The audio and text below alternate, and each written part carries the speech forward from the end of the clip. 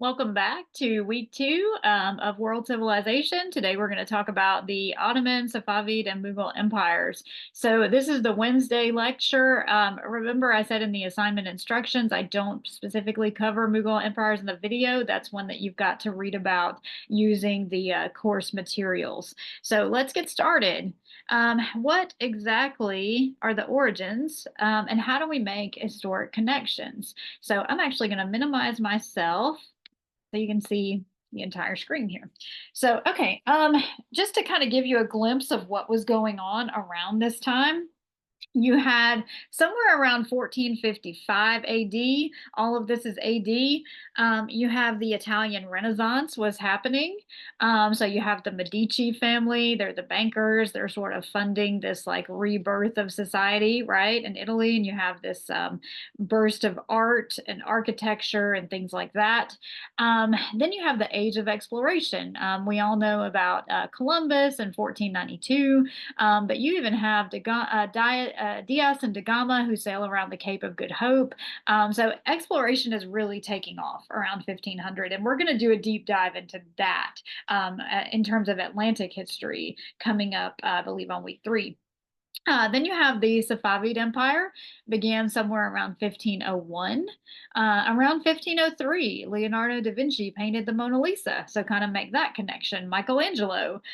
So you have very Christianized art here. Michelangelo painted the Sistine Chapel, right, where you have Adam and Eve and God breathing life into creation, right? So all of those kind of things. Well, then it just sort of makes sense that the Reformation comes, where this was a time where they tried to reform the Catholic Church. People began reading the Bible for themselves. And, there was sort of this pushback to say that, okay, maybe the Catholic Church isn't teaching this exactly how it's worded. And so we're going to try to reform.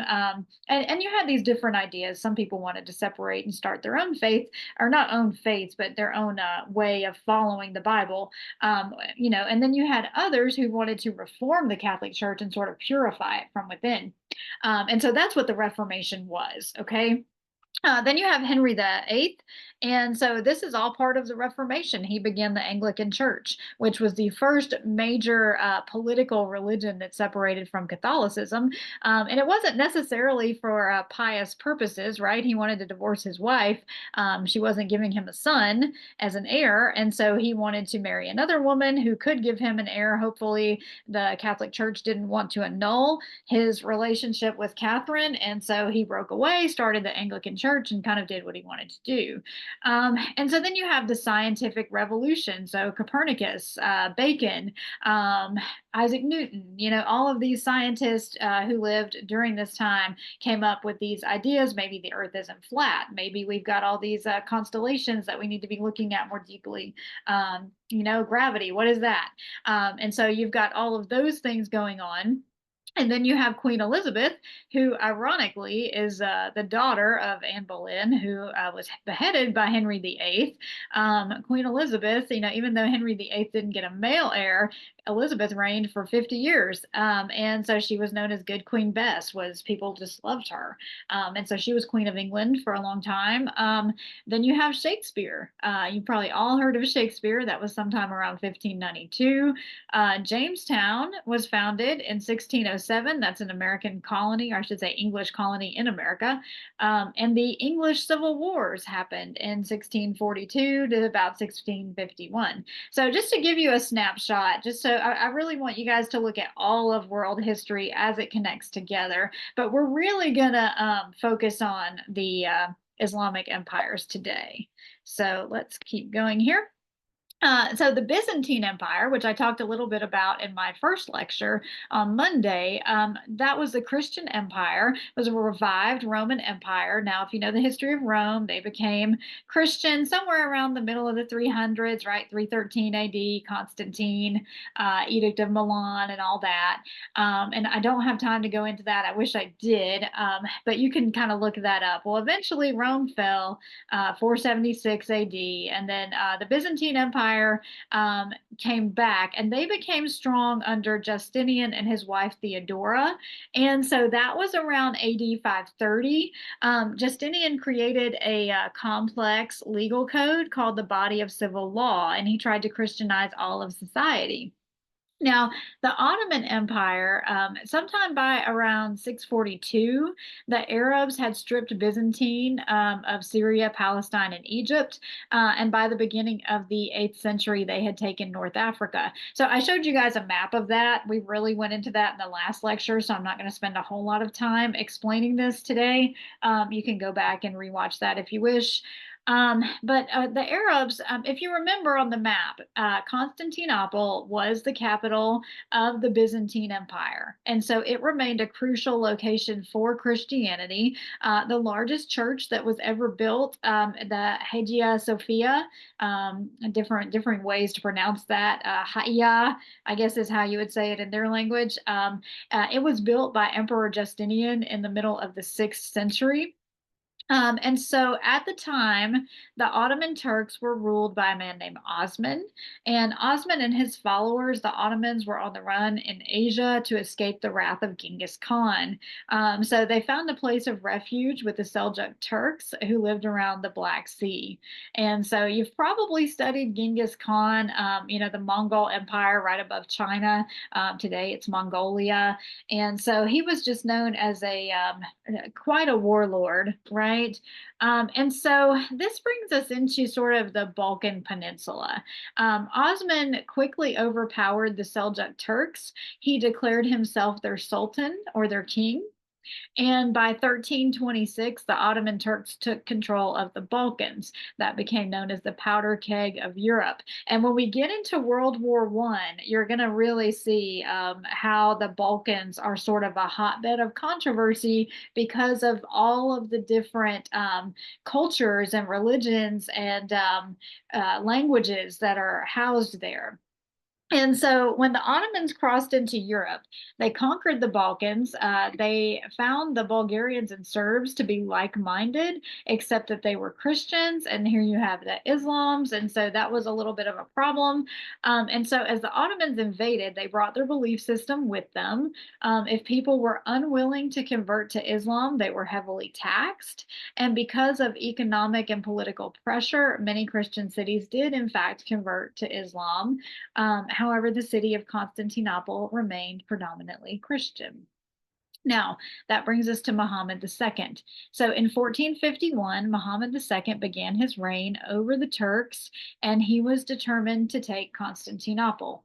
To do this, he organized an army of about 150,000 soldiers, and he knew that the city only had about 10,000 men.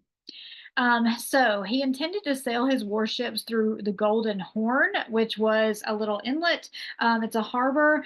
But the folks of Constantinople were pretty wise. They had this huge underwater iron chain that prevented anyone from sailing in. So what do you do about that? Well, Muhammad improvised and he dragged 70 warships over the land by placing them on beds of logs, and he positioned the boats to gain entry into the harbor. And he surrounded the city on 2 fronts, which allowed him 3 sides of attack. And so you can kind of see them dragging the boats here this way, pretty determined. And so Constantine the 11th. Now, under the current emperor, the city of Constantinople fought back for 54 days, right? So kind of calculate how many weeks that is.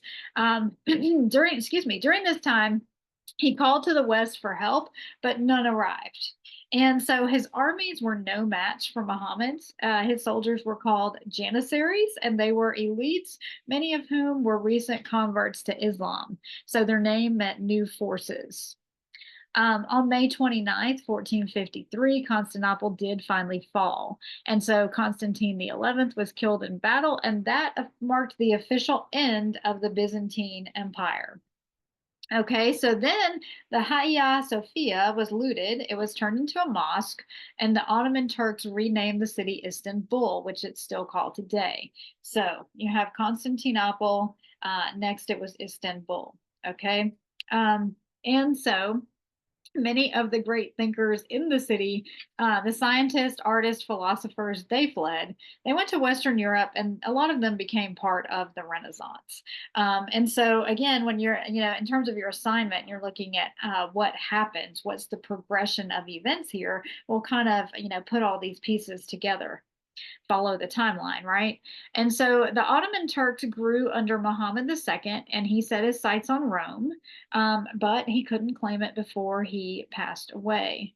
And so that brings us to the Safavid Empire. Somewhere around 1500 is when this started, but let's kind of go back and look at Persia. So I gave you a little bit of the Persian history in the first lecture, with some great maps and things like that. So you can go back and look if you want to see.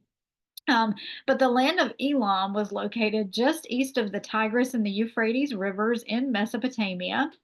And by 2000 BC, the Elamites were overthrown by the Medes and the Persians, and eventually the land was just called Persia.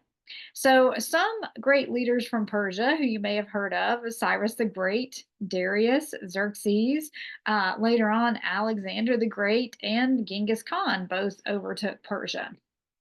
Okay, so as Islam overtook the region and began to unite Persia, there was a question of whether it would be Sunni or Shiite. Now, these are sort of like the way that Christianity has denominations, Muslim in a way does too, not necessarily the same thing, but similar, just to kind of put it in terms that you would understand. And so we can trace the Islamic origins to the year 1501 and a man named Ismail the First. So he was born into an important family because his ancestors were part of a religious order. He received a special education when he was a boy, and a Shiite tutored him. It was the Shiite belief that shaped the Safavid Empire and the nation of Iran. The Shiites, now here's the difference. Fundamentally, the Shiites believed that the first 12 leaders, called imams, had supernatural abilities. They believed that the imams were without sin and that they had special powers to intervene between Allah and mankind.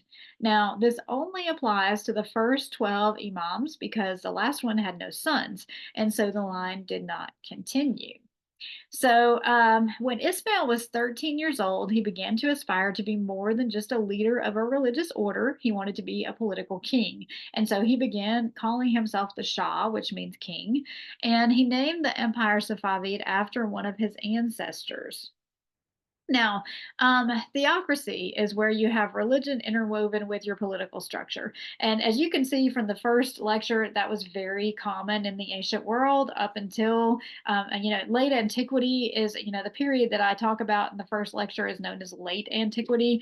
And so that's what we're seeing there. It's a theocracy for most places.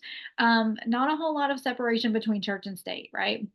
And so it's important to understand that Ismail was not claiming to be another imam or to have supernatural abilities. He just claimed to be the highest spiritual and political leader of the land. And so this claim changed Persia forever because it made the country a veritable theocracy. So Ismail forced the Persians to convert from Sunni to Shiite beliefs, which was often accomplished through a strong army called the Qizilbash or Redheads. You can see their photo here. They got these little red horns that come out from their turbans. So the Qizilbash had such strong beliefs that they often did not wear armor into battle because they believed that Ismail's spiritual power would protect them, and they easily expanded the borders of Persia to include most of Mesopotamia.